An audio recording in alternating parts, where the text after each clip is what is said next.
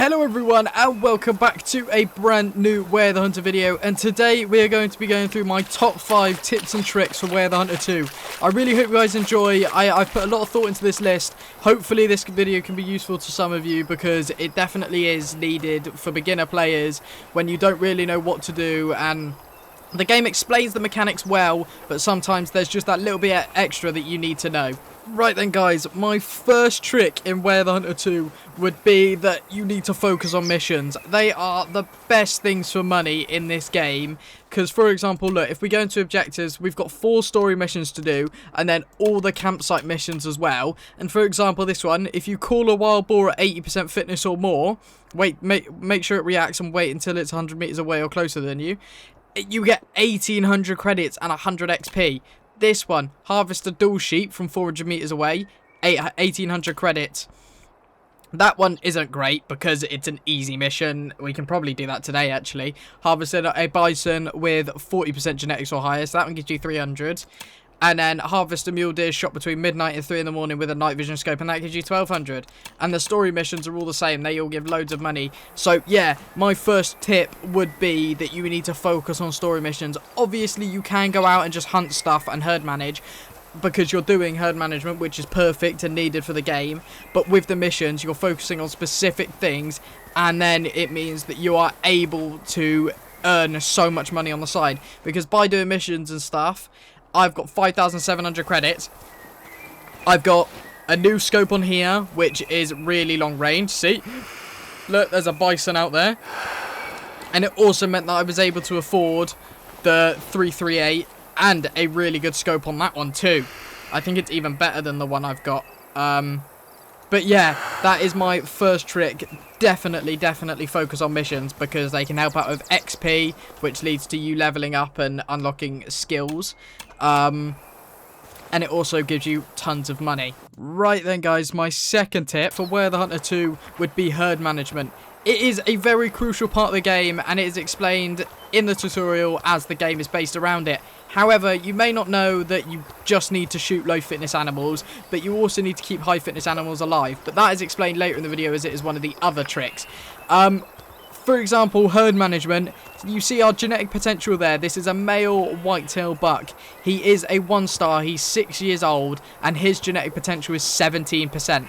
The highest that the genetic potential can reach is 100%. So anything below 50% really is considered low and poor genetics, especially these two here that are on 17% and 20%. These are extremely poor genetics that need to be taken out of the herd, which we will do so now. I'd want to get that 17% one, but he's really not giving us an angle in all this shrub. So I'm going to take a shot at this one. He's 20%, he needs to go. So how far is he? He is 100 meters out. If we aim just behind the shoulder, should be a good shot. And he should be going down now. Right then guys, this bison over here leads us on to my third tip, and that would be to leave high genetic potential animals alive. Whether they are 80% or above 85%, which is the threshold for an animal to make 5-star, it is believed that is the threshold. We don't actually know the threshold. But yeah, if it is 80%, that will be a very high genetic potential for a 4-star. And if you shoot the 4-star, you don't gain anything because it's not a 5-star. It's big, but it's not a 5-star. It's not reached its max potential because it can't. But if it does die, it will raise the overall level of genetic potential in that herd and in that area. So if this guy was 80%, then just leave him alive and it'd be fine. But of course, because this guy's 93%, I am going to wait for him to become a 5-star. And hopefully he does. There shouldn't be any reason why he doesn't because he is 93%. But yeah, that is my third tip. Just definitely leave all high genetic potential animals alive, and if you don't shoot them, if they do make 5-star, shoot them, that's fine. But if they're gonna make 4-star, if they're below 85%, just leave them alive and they will benefit the herd. Right, here is the blood for our whitetail we shot.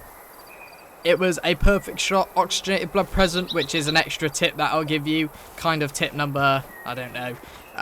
But yeah, If the blood says it's got oxygen in it, that means you've hit the heart or the lungs, which is the only things you need to hit to get a vital shot. And here he is. He went down very quickly, and it was very nearly a heart shot. We just ended up double lunging him. Or, yeah, double lunging him. That is why he died so quickly. And that was an S+. Perfect, 20%, and they need to go. So herd management, it's such an important part of the game. It's the only way to get high-level trophies, really, your 4s and 5 stars, by taking out the very, very bad genetics so that the better genetics can thrive and grow. Right then, guys, my fourth tip for Way of the Hunter 2 would be where to aim when taking an animal. You might think it's pretty self-explanatory, just hit the deer where you think the lungs are, but actually the most important place you want to aim is, I'm not really sure what's going on with those ones, is you want to aim just behind the shoulder. That will lead to the best kills and the highest chance of hitting the lungs and the heart. So if we just place it right on there, that seemed like a very good hit to me. And if we just follow her, her head's ducked low, she's kind of stumbling. To me, that is all signs of a really good shot. I definitely think she's going to go down sooner rather than later. Yep, there she is. She's flopped and she's a dunner. Unfortunately, it was only a female because in that herd, there was actually quite a high fitness male at about 65%. So although that's not 4-star, 5-star territories, I'd rather leave him than cull him. So we just took a female for demonstration for demonstration purposes. That's the word I'm looking for. Right then, here is our doe. Let's see if our shooting worked. And yep, straight through the shoulder, which meant that we were straight into the lung. Unfortunately, we didn't have enough power to reach another lung. We probably should have aimed a little bit more forward, to be honest, and gone right through that shoulder. But it worked. It was a 24% female, so it doesn't really matter too much. But yeah, important is shot placement. Shot placement is really important, where you need to aim right behind the shoulder or just on the shoulder, and that will lead to the most perfect shot and kills. Right then, guys, my final tip for Way of the Hunter 2 would be pay more attention to need zones than you think. You might just pick them up and go, oh, mule deer rest here or whatever, but if you actually walk up to them and click on them, it will tell you the genetic potential of the herd on an average base.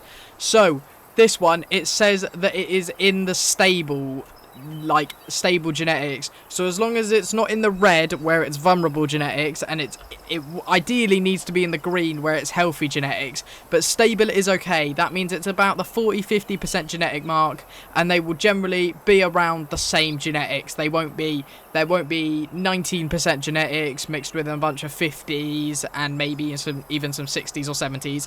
Stable genetics just means that they're all around the same mark, probably around 50-40 mark, and it is very crucial because they all show it. If we go on the map here, all of the need zones. So we've got some stable ones here, stable, so they're okay. They could do a bit of work.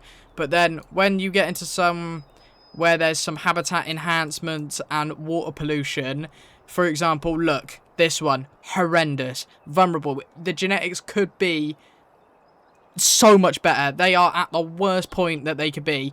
I shot a moose up here earlier and it was 19% genetics, which is horrendous. Another one, awful genetics. Stable, that's surprising. And then another moose herd, vulnerable genetics, awful genetics. So, in summary, my final tip would be to definitely look at need zones and make sure you know what you're hunting. If the genetics are vulnerable, then definitely take some out of there. If they're healthy, only cull the ones that really need to be culled. Otherwise, leave it alone and it should produce some 5 stars. But I really hope you guys enjoyed. I hope these tips and tricks have helped you. If you've got any more tips and tricks that you've learned along playing, just drop them below and I'll read them. I really hope you guys enjoyed. Don't forget... Ooh, turkey. Don't forget to like and subscribe, and I'll catch you in the next one.